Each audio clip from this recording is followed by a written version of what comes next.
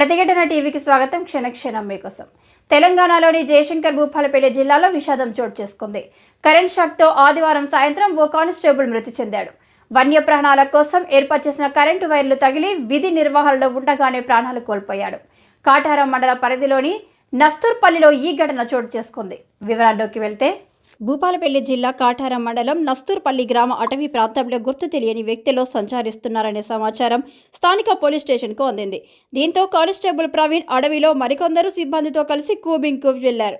ఈ క్రమంలో వన్యప్రాణుల వేట కోసం ఏర్పాటు చేసిన కరెంటు వైర్లు తగిలి ప్రవీణ్ స్పాట్లోనే ప్రాణాలు వదిలారు. ఈ మేరకు ఘటనా స్థలానికి చేరుకున్న పోలీసులు ప్రమాదం జరిగిన తీరును పరిశీలించారు.